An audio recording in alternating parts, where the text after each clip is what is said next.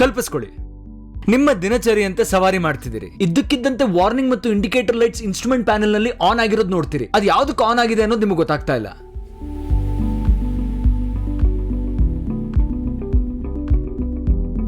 Hi, ನಾನು ಕೆರಾನ್. ನಾನು ನಿಮಗೆ ವಾರ್ನಿಂಗ್ಸ್, ಇಂಡಿಕೇಟರ್ ಲೈಟ್ ಮತ್ತು ಇನ್ಸ್ಟ್ರೂಮೆಂಟ್ ಪ್ಯಾನೆಲ್ ಬಗ್ಗೆ ಹೇಳ್ತೀನಿ. ಇಲ್ಲಿ ನೀವು ಇಗ್ನಿಷನ್ ಸ್ವಿಚ್ ಅನ್ನು ಆನ್ ಮಾಡಿದಾಗ ಎಲ್ಲ LCD ಸೆಗ್ಮೆಂಟ್ ಗಳು ಕಾಣಿಸ್ಕೊಳ್ಳುತ್ತೆ ಮತ್ತು ಸಾಮಾನ್ಯ ಪ್ರದರ್ಶನವು ಕಾಣಿಸ್ಕೊಳ್ಳುತ್ತೆ. ಈಗ ನಾನು ನಿಮಗೆ ಎಲ್ಲ ಇಂಡಿಕೇಟರ್ಸ್ ಬಗ್ಗೆ ಒಂದೊಂದಾಗಿ ಹೇಳ್ತೀನಿ. ಮೊದಲನೇದಾಗಿ ಮ್ಯಾಲ್ ಫಂಕ್ಷನ್ ಇಂಡಿಕೇಟರ್ ಲೈಟ್ ಮತ್ತು ಮಾಸ್ಟರ್ ವಾರ್ನಿಂಗ್ ಇಂಡಿಕೇಟರ್ ಮಿನುಗುತ್ತದೆ. ಯಾವಾಗ ಅಂದರೆ ಮೋಟಾರ್ ಸೈಕಲ್ ನಲ್ಲಿ FI ಸಂಬಂಧಿತ ವೈಫಲ್ಯ ಸಂಭವಿಸಿದಾಗ. ಈಗ ಮ್ಯಾಲ್ ಫಂಕ್ಷನ್ ಇಂಡಿಕೇಟರ್ ಲೈಟ್ ಅಥವಾ ಮಾಸ್ಟರ್ ವಾರ್ನಿಂಗ್ ಇಂಡಿಕೇಟರ್ ಬೆಳಗಿದ್ದರೆ ನೀವು ತಕ್ಷಣ ನಿಮ್ಮ ಸುಜುಕಿ ಡೀಲರ್ ಅನ್ನು ಸಂಪರ್ಕಿಸಬೇಕು. ಇಂಜಿನ್ ಚಾಲನೆಯಲ್ಲಿರುವಾಗ ಮ್ಯಾಲ್ ಫಂಕ್ಷನ್ ಇಂಡಿಕೇಟರ್ ಲೈಟ್ ಬ್ಲಿಂಕ್ ಆದ್ರೆ ಮೋಟಾರ್ ಸೈಕಲ್ ಅನ್ನು ನಿಲ್ಲಿಸಿ ಮತ್ತು ಇಂಜಿನ್ ಅನ್ನು ತಕ್ಷಣವೇ ಆಫ್ ಮಾಡಿ. Catalytic converter ಹಾನಿಗೊಳಗಾಗಬಹುದು. ನಿಮಗೆ ಸವಾರಿ ಮಾಡುವುದನ್ನು ಬಿಟ್ಟು ಬೇರೆ ಆಯ್ಕೆ ಇಲ್ಲದಿದ್ದರೆ ಥ್ರಾಟಲ್ ಅನ್ನು ವಿಸ್ತಾರವಾಗಿ ತೆರೆಯಬೇಡಿ ಮತ್ತು ಕಡಿಮೆ ವೇಗದಲ್ಲಿ ಸವಾರಿ ಮಾಡಿ. ಅದರ ನಂತರ ಆಥರೈಸ್ಡ್ ಸುಜುಕಿ ಡೀಲರ್ ನಿಂದ ಮೋಟಾರ್ ಸೈಕಲ್ ಅನ್ನು ತಕ್ಷಣವೇ ಪರೀಕ್ಷಿಸಿ. ಓಡೋಮೀಟರ್ ಡಿಸ್ಪ್ಲೇಯಲ್ಲಿ ಚೆಕ್ ಅನ್ನು ಸೂಚಿಸಿದರೆ ಕೆಳಗಿನ ಹಂತಗಳನ್ನು ಪರಿಶೀಲಿಸಿ. ನಂಬರ್ 1, ಇಗ್ನಿಷನ್ ಫ್ಯೂಸ್ ಊದಿಲ್ಲ ಎಂದು ಖಚಿತಪಡಿಸಿಕೊಳ್ಳಿ.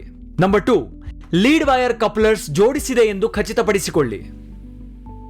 ಮತ್ತೆ ಟರ್ನ್ ಸಿಗ್ನಲ್ ಇಂಡಿಕೇಟರ್ ಬ್ಲಿಂಕ್ ಮಾಡಲು ರೈಟ್ ಅಥವಾ ಲೆಫ್ಟ್ ಸಿಗ್ನಲ್ ಸ್ವಿಚ್ ಅನ್ನು ನಿರ್ವಹಿಸಿ. ನೆನಪಿಡಿ, ಟರ್ನ್ ಸಿಗ್ನಲ್ ಬಲ್ಬ್ ಫಿಲಮೆಂಟ್ ಅಥವಾ ಸರ್ಕ್ಯೂಟ್ ಫೇಲಿಯರ್ ನಿಂದಾಗಿ ಸರಿಯಾಗಿ ಕಾರ್ಯನಿರ್ವಹಿಸದಿದ್ದರೆ ಇಂಡಿಕೇಟರ್ ಲೈಟ್ ಸಮಸ್ಯೆಯನ್ನು ಸವಾರರಿಗೆ ತಿಳಿಸಲು ಹೆಚ್ಚು ವೇಗವಾಗಿ ಮಿನುಗುತ್ತದೆ. ಈಗ ನಾವು ಕಾಲ್ ಇಂಡಿಕೇಟರ್ ಲೈಟ್ ಬಗ್ಗೆ ಮಾತಾಡೋಣ. ವೈಟ್ LED ಇಂಡಿಕೇಟರ್ ಹೊಳೆಯುತ್ತಿದ್ದರೆ ಇನ್ಕಮಿಂಗ್ ಕಾಲ್ ಅಥವಾ ಮೆಸೇಜ್ ಪೇರ್ಡ್ ಸ್ಮಾರ್ಟ್ಫೋನ್ ನಲ್ಲಿ ಬರುತ್ತಿದೆ ಎಂದು ಅದು ಸೂಚಿಸುತ್ತದೆ.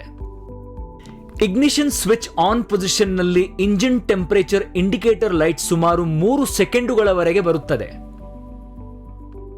ಇಂಜಿನ್ ತಾಪಮಾನವು ತುಂಬಾ ಹೆಚ್ಚಾದಾಗ engine temperature indicator light on ಆಗುತ್ತದೆ. ಇಂಜಿನ್ ಟೆಂಪರೇಚರ್ ಇಂಡಿಕೇಟರ್ ಆನ್ ಅಲ್ಲಿದ್ದಾಗ ಮೋಟಾರ್ ಸೈಕಲ್ ಸವಾರಿ ಮಾಡಿದರೆ ಓವರ್ ಹೀಟಿಂಗ್ ಇಂದಾಗಿ ಅಧಿಕ ಹಾನಿಯನ್ನು ಉಂಟು ಮಾಡಬಹುದು. ಇಂಜಿನ್ ಟೆಂಪರೇಚರ್ ಇಂಡಿಕೇಟರ್ ಆನ್ ಆದರೆ ಇಂಜಿನ್ ಅನ್ನು ತಣ್ಣಗಾಗಲು ನಿಲ್ಲಿಸಿ. ಇಂಜಿನ್ ಟೆಂಪರೇಚರ್ ಇಂಡಿಕೇಟರ್ ಆಫ್ ಆಗುವವರೆಗೂ ಇಂಜಿನ್ ಅನ್ನು ಚಲಾಯಿಸಬೇಡಿ. ಮುಂದಿನ ಸಾಲಿನಲ್ಲಿ ಇಂಜಿನ್ RPM ಇಂಡಿಕೇಟರ್ ಲೈಟ್.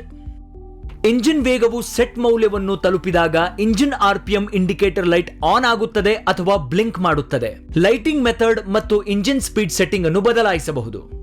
ಈ blue indicator light high beam indicator light ಅಂತಾನು ಕರಿತೀವಿ. ಹೆಡ್ಲೈಟ್ ಬೀಮ್ ಆನ್ ಆದಾಗ ಇದು ಹೊಳೆಯುತ್ತದೆ. ಈಗ ನಾನು ನಿಮಗೆ ABS ಇಂಡಿಕೇಟರ್ ಲೈಟ್ ಬಗ್ಗೆ ಹೇಳ್ತೀನಿ. ಇಗ್ನಿಷನ್ ಸ್ವಿಚ್ ಆನ್ ಮಾಡಿದಾಗ ಈ ಇಂಡಿಕೇಟರ್ ಸಾಮಾನ್ಯವಾಗಿ ಆನ್ ಆಗುತ್ತೆ ಮತ್ತು ಮೋಟಾರ್ ಸೈಕಲ್ ವೇಗವು 5 km/h ಮೀರಿದ ನಂತರ ಆಫ್ ಆಗುತ್ತದೆ. ABS ಅಂದ್ರೆ ಆಂಟಿ ಲಾಕ್ ಬ್ರೇಕ್ ಸಿಸ್ಟಮ್ ನಲ್ಲಿ ಸಮಸ್ಯೆ ಇದ್ದರೆ ಈ ಇಂಡಿಕೇಟರ್ ಲೈಟ್ ಆನ್ ಆಗುತ್ತದೆ. ABS ಇಂಡಿಕೇಟರ್ ಲೈಟ್ ಆನ್ ಇರುವಾಗ ABS ಕಾರ್ಯನಿರ್ವಹಿಸುವುದಿಲ್ಲ. ಈ ಸನ್ನಿವೇಶದಲ್ಲಿ ದಯವಿಟ್ಟು ಆದಷ್ಟು ಬೇಗ ಆಥರೈಸ್ಡ್ ಸುಜುಕಿ ಡೀಲರ್ ನಿಂದ ABS ಸಿಸ್ಟಮ್ ಅನ್ನು ಪರೀಕ್ಷಿಸಿ. ಇಂಜಿನ್ ಆಯಿಲ್ ಅನ್ನು ಬದಲಾಯಿಸಲು ನಿಮಗೆ ನೆನಪಿಸಲು ಆಯಿಲ್ ಚೇಂಜ್ ಇಂಡಿಕೇಟರ್ ಬರುತ್ತದೆ.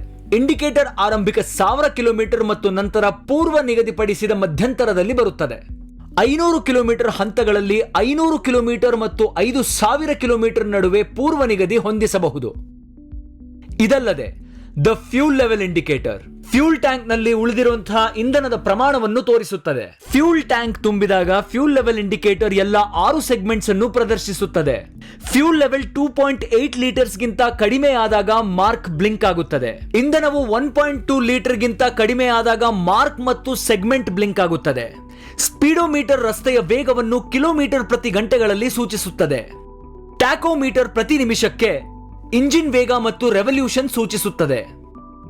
ಮತ್ತು ಗೇರ್ ಪೊಸಿಷನ್ ಇಂಡಿಕೇಟರ್ ಗೇರ್ ಸ್ಥಾನವನ್ನು ತೋರಿಸುತ್ತದೆ. ಟ್ರಾನ್ಸ್ಮಿಷನ್ ನ್ಯೂಟ್ರಲ್ ಆಗಿರುವಾಗ N ಅನ್ನು ಪ್ರದರ್ಶಿಸುತ್ತದೆ. ನೋಡಿ ಎಷ್ಟು ಸರಳವಾಗಿದೆ.